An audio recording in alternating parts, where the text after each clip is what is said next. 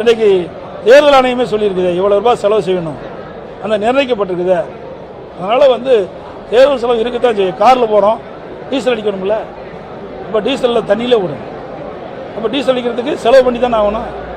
அதை அவர் மறுக்கிறாரா?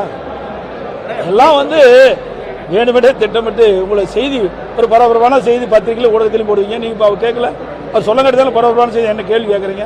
அதுக்கு இது உதவும். 3 முறை முதல்வராக இருந்தவர் ஓபிஎஸ் ராமநாதபுரத்தில் ஒரு சீட்டுக்காக நிற்கிறாரு.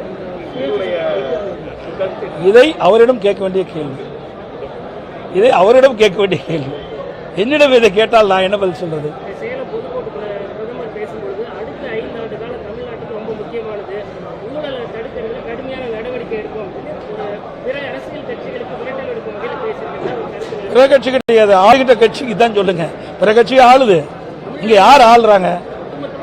ஒட்டுமொத்த தமிழ் ஆளுகின்ற கட்சி தானே சொல்ல முடியும். ஆளாத கட்சி எப்படி சொல்ல முடியும்? ஆளுகின்ற கட்சி குறிப்பிட்டு சொல்றாங்க. இந்த ஆட்சி விடியா திமுக அரசு ஆட்சிக்கு வந்த பிறகு கடந்த 3 ஆண்டுகளில் கடுமையான ஊழல், எங்க பார்த்தாலும் ஊழல், ஊழல் இல்லாத இடமே கிடையாது.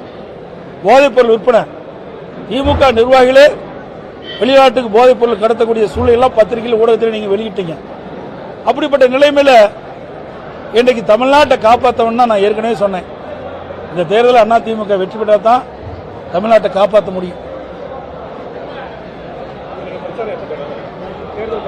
நாளைக்கு தினம் திருச்சியில் பிரம்மாண்டமான பொதுக்கூட்டத்தில் அனைத்து இந்திய அண்ணா திராவிட முன்னேற்ற கழக வேட்பாளரை அறிமுகம் செய்து, கூட்டணி கட்சி செயற்பாளரை அறிமுகம் செய்து, கூட்டணி கட்சி தலைவரோடு தேர்தல் பிரச்சாரத்தை நாங்கள் துவங்குகிறோம்.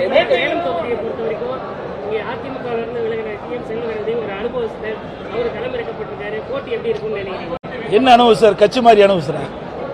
கட்சி மாறினதால் அனுபவிச்சார். இது பொன்மனச்செம்மல் புரட்சித் தலைவர் எம்ஜிஆர் இந்த கட்சி துவங்கும் போதே தீய சக்தி திமுக சொன்னார். அந்த தீய சக்தி திமுகவோட போய் கூட்டு சேர்த்திருக்காரு. இன்றைக்கு அனைத்து இந்திய அண்ணா திராவிட முன்னேற்ற கழகத்தில் தான் அவர் எம்எல்ஏ அடையாளம் காட்டப்பட்டார்.